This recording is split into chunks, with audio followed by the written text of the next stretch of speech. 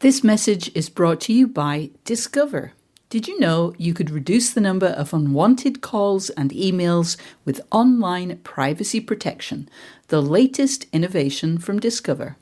Discover will help regularly remove your personal info, like your name and address, from 10 popular people search websites that could sell your data. And they'll do it for free. Activate in the Discover app. See terms and learn more at discover.com/online privacy protection.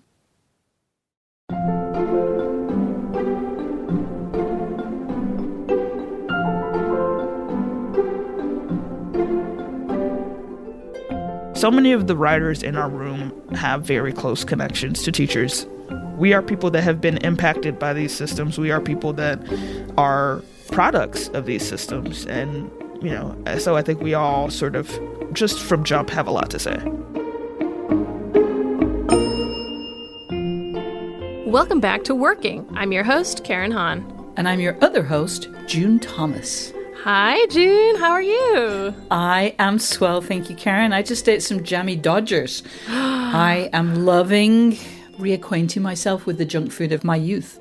Speaking of childhood snacks and childhood, I believe your interview subject is related in a very elementary way. So who did you talk to this week? So the voice we heard at the beginning of the show belongs to Brittani Nichols, who is a comedy writer and performer and actor. She even made a movie. But we spent most of our time chatting about Abbott Elementary and how the writer's room, which she's a part of, works. I can't wait to listen to your conversation because I love Abbott Elementary so much. But before we get to that, what can we look forward to in the Slate Plus segment this week? So as I mentioned, Brittani has some pretty kick-ass acting credits on her resume, and I was curious if she feels a need to specialize in writing nowadays, or if she'd like to continue to develop her acting and indeed her stand-up career. She also talked about her experience creating a micro-budget movie, Suicide Kale, which did really well on the festival circuit. That is so exciting, and I can't wait to listen to it. And Slate Plus members will hear that at the end of the episode. But if you're not a Slate Plus member but want to hear that segment, why not join Slate Plus? Now is a great time to do just that because Slate is running a special on Slate Plus memberships. For a limited time, you can get 6 months of Slate Plus for just $29. That's 50% off. As a member, you'll get no ads on any of our podcasts, unlimited reading on the Slate site, and member-exclusive episodes and segments from our show and other shows like The Waves, Culture Gabfest, and Amicus.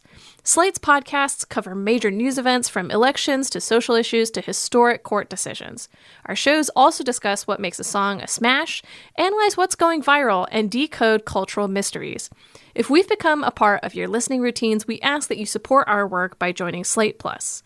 Sign up for Slate Plus now at slate.com/workingplus to access all Slate's content and support our work.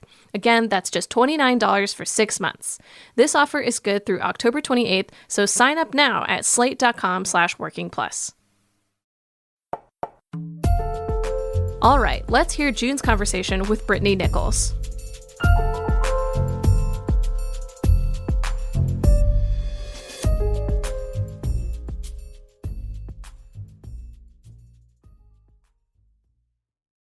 Brittani Nichols, welcome to Working. I know you are one of those, honestly, annoyingly accomplished multi-hyphenate people. You wrote and starred in a movie called Suicide Kale, available on several video-on-demand sites. You've acted in shows like Transparent, Take My Wife, and a Black Lady sketch show. You do comedy. You've worked as a journalist. You even played basketball for a Division I college team based in New Haven. But I would love to begin by talking about your current gig as a writer on a TV comedy that is the critical and audience darling Abbott Elementary. First of all, welcome. And perhaps you could begin by telling us what your role is on this show. Thank you so much for having me. You made me sound very cool. And my current role on the show is writer-producer. And you know, producer is one of those titles that means pretty much a different thing on every time it's used. Can you say a bit about what it means on Abbott Elementary and for you right now? So the producer title really is just a level when you're one of the writers in the writer's room. It just means that you've sort of been promoted enough times that now you get to call yourself a producer. Amazing. And Abbott is nice because we do get to actually produce our episodes. I think some shows you get the title and you don't necessarily get the responsibility. And on Abbott, even before you reach the level of producer, you get to have a hand in really pulling every aspect of your episode together. Wow, that's super interesting. And I do have some questions about what it means to have a kind of written by episode. But before we get to that, I wonder if you could just tell us a bit, pull back the curtain on a comedy writer's room and how it works. First, how many writers are in the room?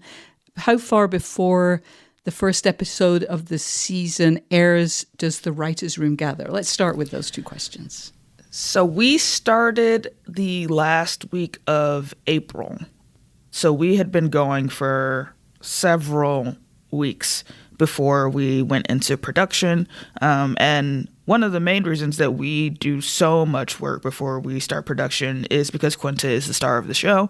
And we want to have her in the writer's room for as long as possible, helping us break out the season so that when she disappears, we have a pretty good idea of the roadmap for the rest of the show. And I believe we have 10 writers that are in the room all the time, and we have one writer who is part-time. And as you said, Quinta Brunson, who's the star of the show, she obviously is a writer. She wrote the pilot and the first episode of season 1. So I was curious exactly how much she could be. I'm sure she would love to be in every second of the writer's room, but it's just not technically possible, right? When she's also, the person who's on screen the most. Yeah, she's a very busy lady. And it's funny, she very openly admits that she wishes she was in the room more than she is. She prefers it. And I get it. We have a lot of fun. We're a fun group. So I get why she misses us. Yes, I'm sure. So in season 1, the show had 13 episodes. Season 2 is at 22. You've talked about when you kind of gather, but at what stage do you break down the season and kind of figure out, like, okay, episode 5 will be about X, episode 12 will be about X, episode 15, like, when does that happen? At the very beginning of the room, we sort of do some blue skying. We talk about some of the ideas that we had from the first season that never made it into an episode. And then we talk about, things that we mulled over during our time off. And Quinta has like a handful of episodes that she knows she wants to happen, and she sort of knows exactly where they want to go. She also has ideas of like which holidays we're going to pay service to and which sort of times throughout the year we're just going to use as markers for where we are in the school year. So we get a lot of that stuff out from the beginning, even if it's just a sort of general idea of, this episode is going to take place on Valentine's Day and this is going to be, the central conflict. And then we'll just keep building as the season goes on, coming up with B story ideas, coming up with C runner ideas. But we usually start with a pretty good chunk of stuff right from jump. Now, you used a phrase just then, C runner ideas. What does that mean? So we have, every episode has an A story and a B story. And then occasionally, when we're feeling frisky, we'll throw in a C runner, which is just a pretty small idea that you can either weave into A scenes and B scenes, or that you can just pop in to add a little bit more texture or sometimes humor throughout the episode. And a lot of times it's with characters that aren't heavily involved in the A story or B story, so really trying to find something for those actors to do. That's so interesting. So you work as a room, you come up with a lot of ideas, but then you have your written by credits. In season 1, you wrote 2 episodes in that way. So far in season 2, you've had 1. It's the episode that aired October 12th. But obviously you don't only work on those episodes, but how is it different when you're going to write the episode? And first of all, who decides who it is that's going to write each episode? So our showrunners decide who's going to write each episode. And for the most part, we go in order of level. So all of our higher level EPs who write episodes, our showrunners don't write episodes, but we have a co-EP writer who does. And so it sort of starts with Quinta, who does the first episode of the season, and then we just go down the list until we run out of writers, and then we start from the top. And actually in season 2, we gave our writer's assistant and our script coordinator episodes, which is not something that happens on a lot of shows, and it's something that we were able to do, giving them their first produced television credit, because we have 22 episodes. So it's a very exciting opportunity for them, and we were all super stoked to see them get that opportunity so early in the show's run. And then for our written bys, we have so much of the bones of the script when we get sent off. Our showrunner is just truly incredible. Justin Halpern is the showrunner. We have 3 showrunners. He's the one who's responsible for really making the room run day to day. And we do a verbal story area pitch, and we do an outline. And in the outline, each of us get assigned a paragraph. So for the scene that we're going to be assigned to write. And so it gives the opportunity for all of the writers really to contribute to each of the scripts, because the writer who goes off to script has sort of a paragraph that includes dialogue, includes all of the major beats in the scene, and you get to choose if you like their jokes. That's, I think, where you can really take some liberties. You go, I didn't really like that joke. I'm going to replace it with something of my own. But the point is that you start off with something. You start off with a lot of the big pieces, and how you put them together really is up to you, but you're never going to be sitting in front of the screen going, feeling overwhelmed and what the hell am I supposed to do? Which certainly has been the case for me on other shows, where it's just I don't know if you all gave me enough pieces. I think I'm missing a corner piece right now. Yeah, you need those edges, man. So you've talked about, you get a sense of, what it is that people have decided, what the room and the EP has decided is going to be in that episode. You go off, you make your decisions, you write your new and better jokes. But then there must be a kind of a feedback stage. And does the feedback come from the whole room or just from the executive producer who kind of works with the room? So our main source of feedback is the table read. Our showrunner is nice enough to let us try our jokes. The jokes that you put into the script, if you're feeling good about them and you want to take them to table, you get the opportunity. And, sometimes a joke that you fought for and thought you were going to be right about, you're wrong. And sometimes a joke that you fought for and everyone else is like, I don't think that's it, will absolutely destroy at the table read. And then you get to very smugly point out that you were right. That was mine. And so, yes. Right. And so at the table read, we're hearing it live for the first time. We're hearing the actors spin on it. Ooh. We have the executives there. And so we're getting feedback immediately after from the executives about anything that they feel like needs to change. And also while we're listening to it, we're marking the jokes that we know worked, marking jokes that obviously didn't work, and marking jokes that sort of were in that in-between area where we might want to get some alts to have on the day. And so then after the table read, we'll go back, we'll do notes, and we'll do punch-up and really take a look at it together and get everyone's thoughts on what they thought worked really well and what they think could be stronger. You mentioned earlier that when it's your episode or one of your episodes, you do get to produce. So tell me what that means on Abbott Elementary. So for us, that means that we get to be a part of all of the pre-production meetings. So we'll have the tone meeting with the director to just sort of talk about, the emotional beats of the episode and what we want to make sure that we're hitting. If there's anything that isn't in the script that, we want people to know about. And we'll do a production meeting. So that's a meeting with all of the department heads where we're just really going over the script with a fine-tooth comb, making sure that, casting knows the sort of person that we're looking for to play people that aren't part of our main cast. We're talking to props, answering any questions they have, talking to the art department. We talk to the art department a lot about like what goes on the classroom whiteboards and the chalkboards. Right. We're coordinating on just like all of the sort of small things that you might not notice about, like the brands that the teachers are holding, if they're eating noodles or they're drinking pop, or if we're anything that we have to come up with like a fake name. We'll talk to them about like what that product should be.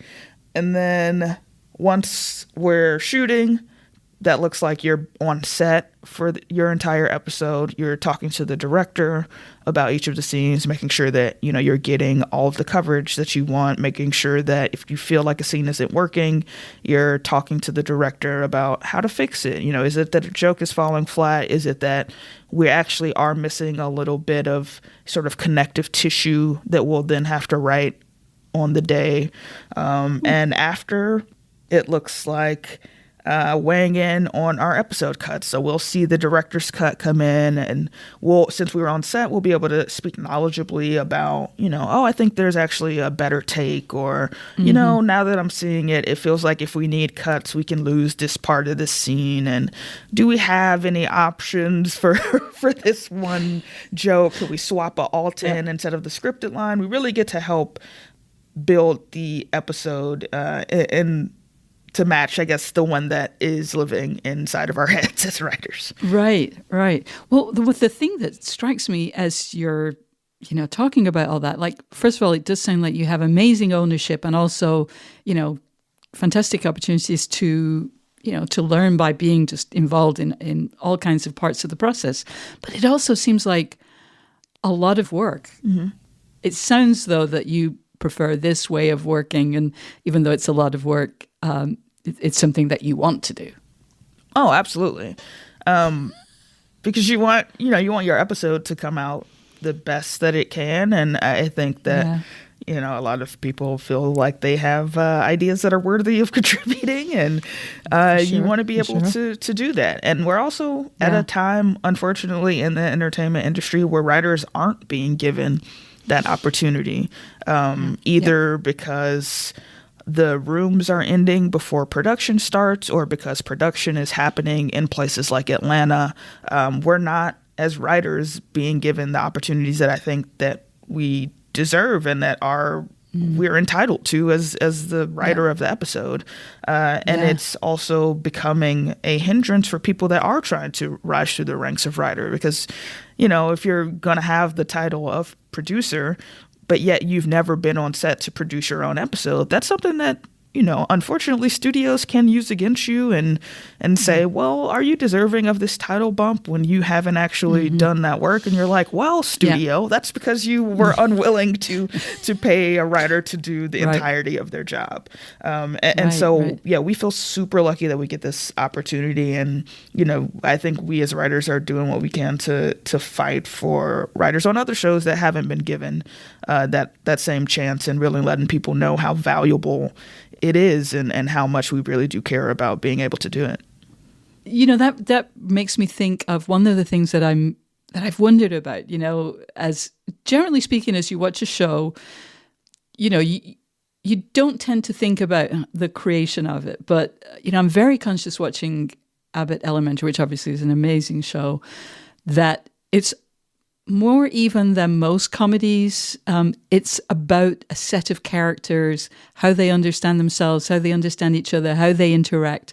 And I've kind of wondered if in the writer's room, if kind of people have specialties, if people have specialties they particularly, have ideas for one particular character or actor, for a theme, for a topic that's being explored. Is there anything like that? I think we all have our specialties or things that we like specifically to contribute to, but we don't have anything where like one writer writes this character.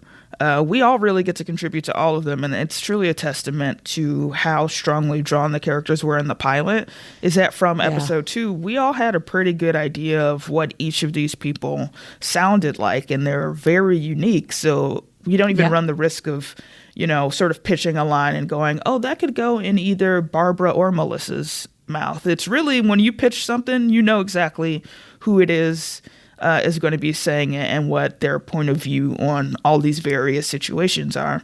I think that we have writers who do, I guess, weird pitches or the out there pitches. We definitely have people who are going to pitch a joke that just no one else in the room ever had a chance of coming up with, which gives a lot of texture to the episodes. It's really makes it feel very well-rounded when you have these people who are pitching jokes that no one else in the room could pitch.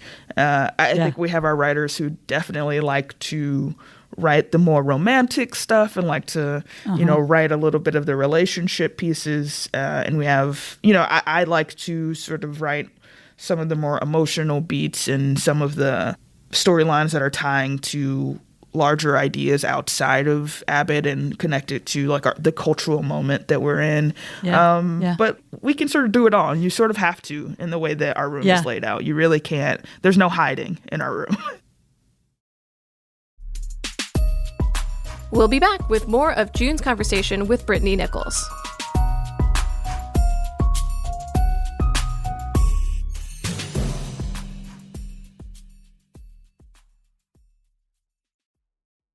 Working is brought to you by Progressive. What's one thing you'd purchase with a little extra savings? A weighted blanket, smart speaker, that new self-care trend you keep hearing about? Well, Progressive wants to make sure you're getting what you want by helping you save money on car insurance. Drivers who save by switching to Progressive save over $700 on average, and customers can qualify for an average of 6 discounts when they sign up. Discounts like having multiple vehicles on your policy. Progressive offers outstanding coverage and award-winning claim service. Day or night, they have customer support 24/7, 365 days a year. When you need them most, they're at their best. A little off your rate each month goes a long way. Get a quote today at progressive.com and see why 4 out of 5 new auto customers recommend Progressive. Progressive Casualty Insurance Company and Affiliates. National annual average insurance savings by new customers surveyed who save with Progressive between June 2020 and May 2021. Potential savings will vary. Discounts vary and are not available in all states and situations. Avast has been a global leader in cyber protection for more than 30 years, and it's trusted by more than 435 million users and prevents over 1.5 billion attacks every month. Avast has a new all-in-one solution, Avast One, which helps you take control of your safety and privacy online through a range of features. Its privacy features keep your identity and actions hidden. Its security solutions stop malware, phishing, and virus attacks. And its performance products clean up and speed up your devices. And its ransomware protection secures your personal photos, documents, and other files from being modified, deleted, or encrypted by ransomware attacks. It's just good to know that when you're working online, which is something we are basically doing constantly these days, that Avast is there to protect your information and your privacy. Thanks to Avast for supporting Working. Confidently take control of your online world with Avast One. It helps you stay safe from viruses, phishing attacks, ransomware, hacking attempts, and other cyber crimes. Learn more about Avast One at avast.com.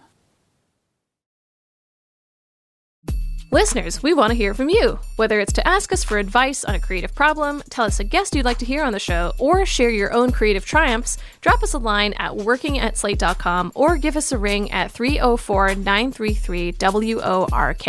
And if you're enjoying this episode, don't forget to subscribe to Working wherever you get your podcasts. Now let's return to June's conversation with Brittani Nichols. As you mentioned, there's a lot going on in the show. It's very funny, but it's also a really beautiful show. I mean, it's about good people with hard jobs and Ava, I guess. And if anyone who's listening to this has not watched the show, first of all, they need to get on that right away. But it's in the mockumentary style. That's the style people might know from, say, The Office. And I wonder how much you think about the demands of that particular, I don't know if it's a genre, a style. Do you ever kind of have to explain, why are these cameras still here? Who are you talking to? Who are you looking at? How much do you kind of want to comment on that as a writer's room, and how much do you want to kind of pull back from it and just kind of ignore it a little bit?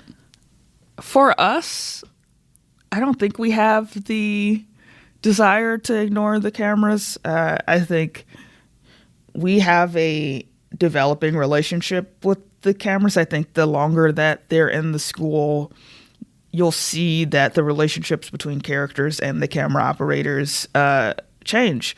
Ooh. And I think a lot of that has to do with how the actors and our camera operators interact on set. It's really lovely to watch. And Tyler has talked about the way that he finds, a certain camera operator for a certain feeling that he's having, because in this world, Whoa. He's like, I have a relationship with the person operating that camera, and they get to see me when I'm a little more vulnerable. That's, this other camera operator for the character, it's, that they sort of are more chummy. It's more of a get a load of this.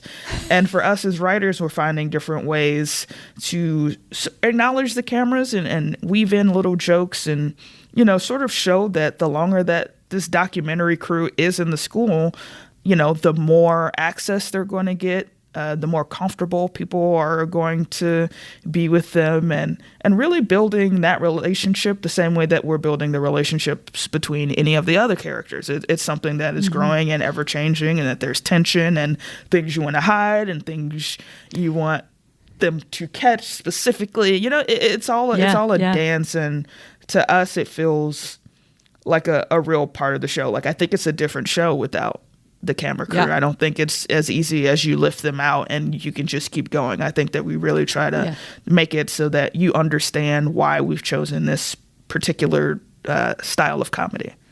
Interesting. I mean, one of the things that can be really effective in that style is what I think of as the look. A character does or says something weird or funny or awkward or whatever, and the other characters kind of react by looking directly into the camera.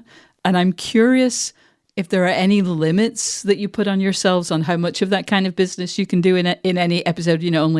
Only 5 camera stares per episode, and how you indicate it in the script. Like, do you say, Janine looks at the camera or Barbara looks at the camera? I mean, how do you indicate that? I think that falls into the bucket of us as writers trying to make sure that we're not overly dictating to the actors or to the director those sorts of moments. We definitely do include them in scripts at certain points, sort of act break moments. A lot of the time will indicate, we're off on Jacob's look, we're off on Janine's look. Ava clocks the camera, we'll throw in. So I think it's sort of an even split between looks that we put in the script, looks that the actors just find, because we also aren't clued into exactly what the blocking of the scene is going to be. So the actors are always so good at just like finding different moments. And then the director sometimes on the day will also be like, oh, it feels like we're missing, an interaction or an acknowledgement of this joke or this moment. And so let's throw in a look. Yeah. But for the most part, we don't have like a solid count or amount of times. And it's something that often we'll do versions where like we have looks and we don't have looks, so that in the edit, if we are feeling like, oh man, we're doing a lot of look in the camera this episode, we'll have takes that we can swap in to sort of lower that number. Yeah. As I've said, it's a very kind, loving show, albeit about the, painful politics of severely underfunded inner city schools with a predominantly Black student body. But it's also a very funny workplace comedy. And the teachers at Abbott Elementary do rib each other a lot. The main character, Janine Teagues, played by the show's creator, Quinta Brunson, whose idealism and enthusiasm often leads to her being mocked by her more let's just say, experienced, some would say jaded colleagues, and, by the school's principal, Ava, you recently tweeted, Abbott Elementary is a good show to write for because I am paid to tell jokes that insult the boss. Because Quinta Brunson you're writing for her. Now, I am curious, though, how do you calibrate that kind of personal humor, especially about the boss, but even if it wasn't about the boss, in what is a very, good-natured, very, so I keep kind of coming back to kind and loving, but I do think that that's the kind of the overwhelming vibe. Like, how do you calibrate that? I don't think we calibrate it at all. We just go in. We just go off on them. Yeah, we just go in.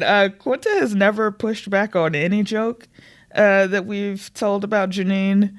She often will send a text to the group chat with all the writers with a particular roast that she finds funny. Oh, whoa, and will ask which of us are responsible for it.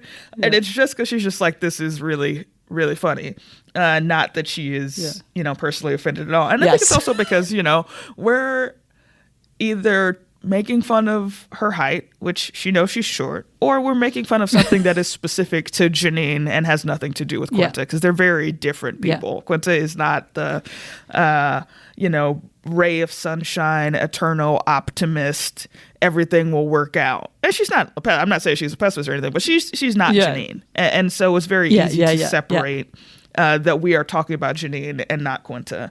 And I think this season we're trying to branch out into some new areas of roast. So hopefully we do that. Actually, that brings me to something that I've just been curious about, because obviously, you don't have to go too far to hear just terrible things happening in writers' rooms, and especially in comedy. You get that whole thing of, we got to have no limits, and I kind of understand that, but obviously that can lead to kind of abusive behavior. Are there things that have changed in, TV writing to kind of minimize the chances of that kind of terrible behavior happening? Well, TV writing is interesting because there is just so little communication, I think, formally between writers' rooms, right? You really have no idea what's happening in anyone else's rooms unless you're friends with people in that room. And even then, you're not necessarily talking about all of the day-to-day minutia or the sort of horrible things that happen, because I think a lot of people have a lot of shame around being treated poorly. They don't necessarily want to lead with, hey, I am in this situation and that I feel like I really can't escape. And so here is like this really embarrassing way that this person is treating me. And so I can really only truly speak to the rooms that I've been in. And I luckily have not been in rooms where that is the sort of mistreatment that's happening. I've certainly been in rooms where I didn't love the way that all of us were being treated and that things were happening that I was not a fan of. But that sort of particular, we're going to push the boundaries, we're going to say things that make people uncomfortable because we think that we get to, that's not something that I've really seen happen. And But our room, thankfully right now, is full of people that don't do that. And, we even try to catch, that a lot of that stuff doesn't make it into the script. I think the one thing that we have decided is making it to the script is Ava's harassment of Gregory. Hello. I'm Gregory Eddy. I'm the sub for the teacher who punted a student. Oh, you're the sub. Forgive me. I thought one of my colleagues here hired a stripper for me. But that's, something that we have a conversation about pretty often, about, what is it that we're trying to do? When do we sort of take the gas off the pedal in that situation?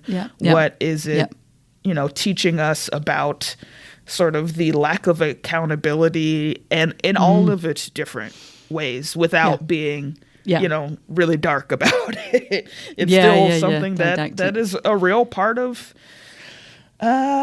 specifically male teachers' experience. And, I think it's just something that isn't talked about a lot, and we just try to keep it all in mind. You just mentioned something, this happens to male teachers. What's the kind of research process for a show that is set in an elementary school? What kind of research have you done for the sort of educational or the school life aspects of your setting? So we don't have any mandates as far as what we need to be reading or looking up. I think a lot of us just are, sort of well-read people that have been keeping an eye on some of the issues that we touch on. So whenever we come across like an article or a book or something that someone thinks it could be helpful to people that write for the show, we just sort of send it out and say, hey, you all want to check this out. We do interviews with teachers. So we've talked to teachers from the Philadelphia public school system. We actually talked to a woman who works for the Los Angeles public school system. She works under one of the people that's on the Board of Education, and she talked to us a lot about charter schools and the way that is impacting specifically Los Angeles. And then, we've also looked into how it is impacting Philadelphia. And then we also have just this treasure trove of our own personal histories, with Quinta's mom being a teacher, my mom, or my stepmother is a teacher, my aunt is a teacher's aide.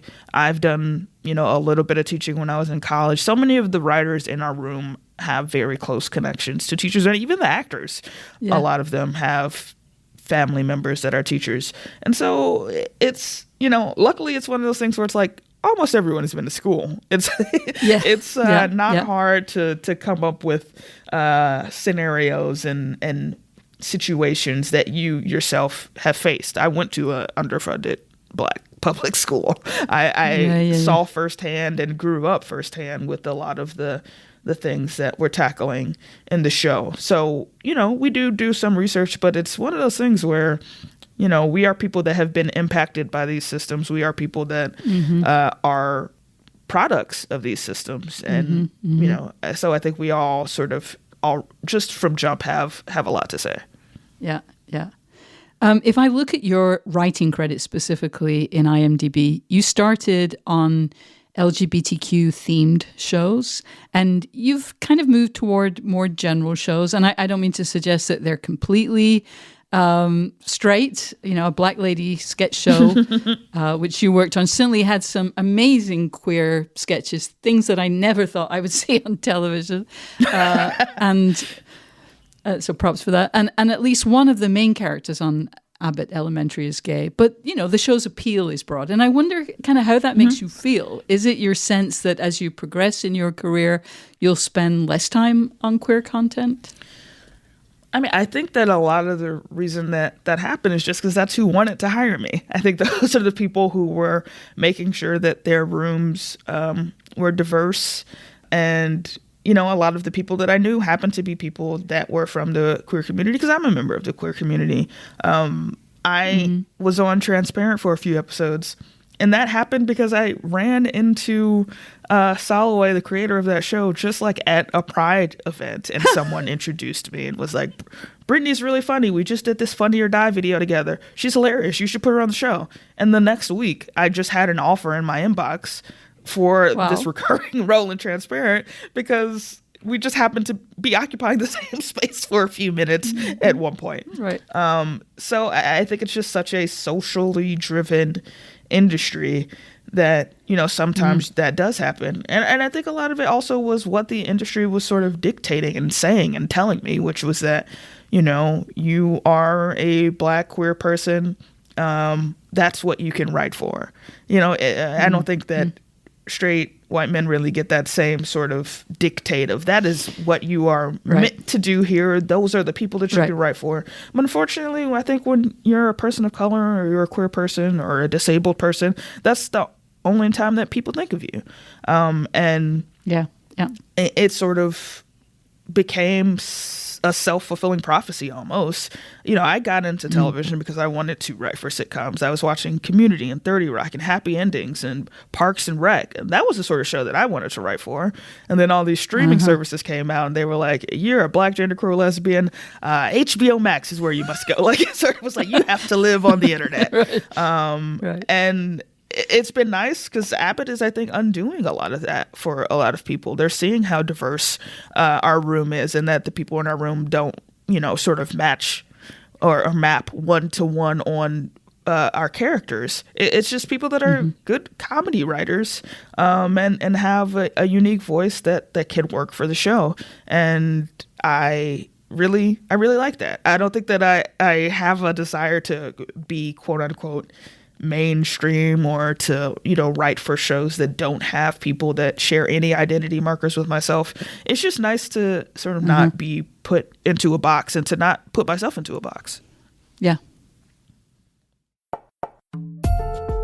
Brittani Nichols, thank you so much for sharing bits of your life on working. Oh, thank you so much for having me. I'd love to talk about work, even though I wish no one had to work. I know.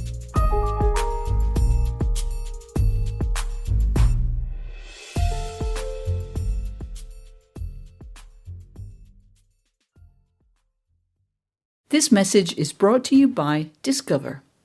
Did you know you could reduce the number of unwanted calls and emails with online privacy protection? The latest innovation from Discover. Discover will help regularly remove your personal info, like your name and address, from 10 popular people search websites that could sell your data. And they'll do it for free. Activate in the Discover app. See terms and learn more at discover.com/online privacy protection. This episode is supported by Remote Works, an original podcast from Citrix. Hybrid work is here to stay, and Remote Works is here to help. Remote Works explores the challenges and best practices of this new normal, with true stories from the trenches of the hybrid workplace. The podcast features personal stories and expert interviews about the challenges of technology, trust, collaboration, and flexibility in hybrid work. Remote Works is showcasing global companies coming up with creative ways to make the hybrid model work for them. The Metaverse episode of Remote Works highlights ways in which the metaverse can serve as a tool to bring together remote employees, in-office employees, and clients, incorporating work with a little bit of fun. Search for Remote Works in your podcast player. We'll also include a link in the show notes. Thanks to Remote Works for their support. That was such a fascinating conversation, and I wanted to start by addressing what Brittani said about Quinta Brunson wishing she was in the room more, because I found that really interesting, because I feel that's something that's happened a lot with talent of her and my sort of generation. Like, you're expected to be a personality, and achieving that brings more fans to your work, but it also makes it really hard to transition into less on-screen or less on-camera work. I'm curious if this is something you feel like you've also seen in the media landscape, and if this resonates with you at all. And do you prefer being behind the scenes or out in front? Oof. So as Brittani mentioned in the Slate Plus segment, sign up, y'all, because it's pretty good. There's probably more pressure on Black and other creatives of color. Also, I think on comedians generally to perform as well as to write. I mean, in that industry, you're more likely to stick in executives' mind if you've been in a show or done stand-up or whatever. Making people laugh in person is part of how networks recruit for those jobs. So that's one reality of that business. And I have to say, I am very far from that world and that level of success. But I know I enjoy being on both sides of the scenes, which I realize is the answer you'd expect from somebody who's on the cusp of Cancer and Leo. And yes, we just lost all the astrology haters. Made them turn off the podcast, but there we go. But, since print journalists got the chance to also become broadcasters, which is to say to start podcasting, I have learned that for me at least, performing, which in my world means yakking on a podcast, is a lot less stressful than most of the things I do and have done as part of my work life. I mean, it's still a lot of hard work, but it's easier for me and kind of more relaxing for me than other assignments. So I can extrapolate from that, different tasks work different muscles, stimulate different pleasure centers. So if you enjoy being both behind and in front of the mic or camera, and you have the time that it demands, which is probably, as you started, the big issue, like it's great if you can do that. Yeah, I guess it does sort of boil down to the ever perennial answer of there are a lot of different roads to get to any given destination. I also wanted to talk about what Brittani was saying about the way that the Abbott Elementary room is structured, because in the very slim room experience that I had, we actually were supposed to distribute episodes, as it were, differently. Like, we were told we'd be able to name the episodes that we really wanted to work on, rather than what Brittani says here with regard to kind of going down the hierarchical ladder. I'm sure that also would have sort of happened. Like, if I picked a certain episode and a more senior person picked that, like, they would probably get it. But still, what kind of assignment strategy do you prefer? Okay, so I have never been in a writer's room as a staffer. I've been in there watching people do it, I guess. So I'm going to base my response on a very different setting, which is Microsoft. What? Okay, so when I worked on the Microsoft campus, and I haven't done that in 17 years, so I'm sure things have changed, but everyone wanted an office with a window. Of course they did. Yeah. But about half the offices didn't have windows. So there was a clearly and totally understood by everyone process and system by which people would get assigned window offices. And regardless of whether you agreed with the underlying philosophy, it was the clarity of knowing what the system was that made all the difference. Like, it really almost doesn't matter what the process is. What is important, I think, is that everybody knows what it is so that people don't spend cycles on something that isn't really productive. Does that make any sense whatsoever? Yeah, it does. But I also want to frame the question to you in a creative way where, for instance, as someone who has been in the journalism world, like, do you prefer when your editor's like, hey, we need a story about this? Or do you prefer like, I really want to write about this and doing that? Like, what is the difference to you between those two modes of work? That's okay. I hear where you're coming from. And I think it feels like it's slightly different. You know, they're different pleasure centers, because if you get a really clear, I need a story on this, because usually that means someone's died. Sorry, universe, but that's kind of how it goes. Like, you might gripe a bit, but you know what you have to do. Whereas when it's something that you really, really want to do and that you kind of push for, you really have to sell, like, the pressure can be so great to do, like, to really justify this topic that you're so invested in. So although I feel like the things I've gotten most satisfaction from have been those, you know, personal passion projects, it's kind of easier just to be assigned something and be like, here you go, I did my best, enjoy. Yeah, I can't argue with that. And so you say that you haven't ever been part of a writer's room, but you are obviously a TV watcher. And this is a bit of a macro question, but I'm curious, like, when you start to think about the writing in any given show, like, do you watch out for like good or bad writing, or does it only come to your attention when it's bad? What makes a well-written episode of TV for you? What makes writing good? You're asking the easy questions today, Karen. Stop already. Let me give the worst answer in the world, but also the one that I think is true, which is, you know it when you see it or you hear it, right? You know, on this show, we have sometimes talked about that process of when you encounter something that you just know it's really good and it's, you know, it's inspiring and you just want to, like, break it down. You know, you want to study that writing, kind of hoping that one day you might attempt something similar. And I think especially maybe in screenwriting, there's a tendency to think, oh, the writing should disappear because it shouldn't probably call attention to itself. But I have to admit, I enjoy being wowed by, like, just really good writing that, you know, just kind of makes you look up from your phone and really pay attention.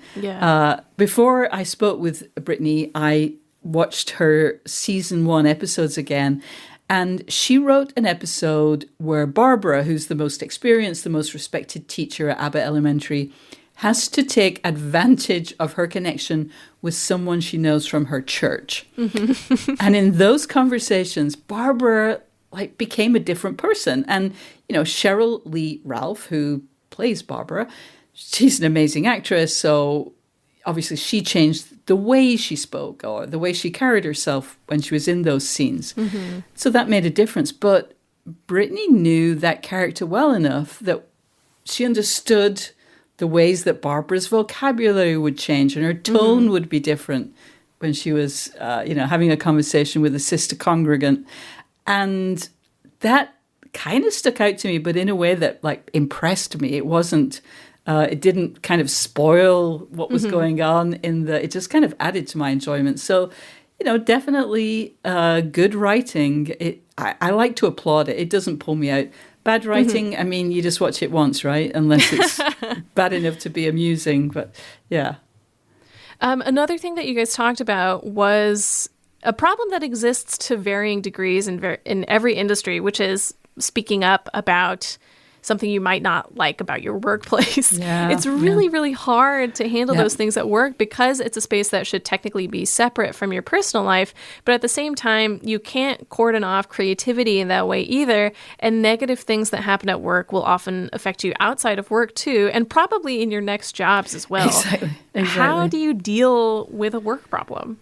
Well, I was really struck when Brittani mentioned shame as a reason why people don't always share the challenges they're facing, even with, good friends or, anybody who's outside of that situation. And I think a lot of the negative feelings that work can bring up, which are usually things like resentment or frustration or anger, are actually kind of referred emotions. We sometimes get mad because we're actually ashamed or humiliated, which, God, that's really heavy. And ideally, you would have a good enough relationship with your manager that you could really talk those things through. But also, real talk, your manager isn't your therapist. So that doesn't always work. And it kind of can't always work.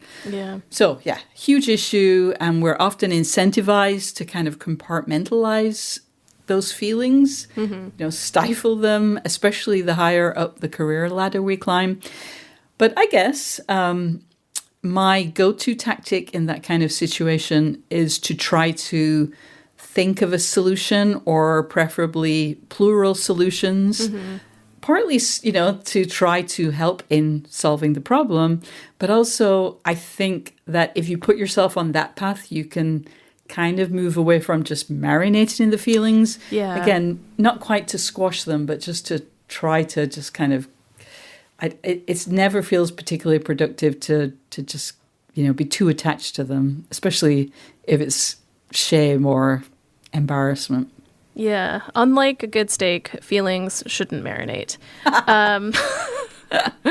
It's all right. We'll see if our producer cuts that because it was pretty bad.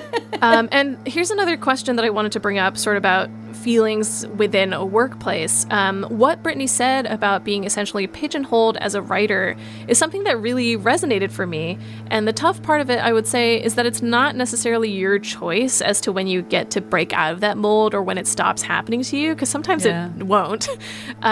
You have to achieve a certain amount of success before getting to make choices, which is something that we've talked about a lot on the show. But with regards to this in particular, I'm curious how much you've had to deal with this kind of pigeonholing and what you've done about it. Yeah, I mean, I suspect that many of us have had to wait for opportunities after, or maybe even long after we felt we were ready. And I have to say, it reminds me of when Morrissey's autobiography came out, and it was published by Penguin Classics, an imprint that's usually reserved for like the dead or like the truly great of all time. And he was, let's be honest, neither. But if you're Morrissey, you can kind of insist. Of course, even Morrissey had to, build a fan base, sell a ton of records, tour for years, become an icon, for better or worse, say a bunch of outrageous things to get into that position. So not to kind of be a defeatist about it, but I suspect that it is one of those, like, it's part of life, and it can be used as a sort of a motivation. But yeah, it also kind of sucks. Yeah, I guess the bright side is that more people, especially now, seem to be more willing to talk about it, or at least try to ask people to be more conscientious about that kind of thing. Yeah, which is at least one step in the right direction. I agree. And also, Penguin Classics, I'm ready for you. Yeah, come on. Reach out to June. I'll start like sending messages to them every day demanding that you be published. Well, that's it for our show this week, and we really hope that you've enjoyed it. If you have, remember to subscribe wherever you get your podcasts, and then you'll never miss an episode. And just a reminder that by joining Slate Plus, you'll get ad-free podcasts, extra segments on shows like The Waves and Culture Gabfest, and you'll never hit a paywall on the Slate site. To learn more, go to slate.com/workingplus. Thank you to Brittani Nichols and to our producer, Cameron Drews, who makes everything seem elementary. We'll be back next week with Karen's conversation with musician Cameron Liu, better known as Ginger Root. Until then, get back to work.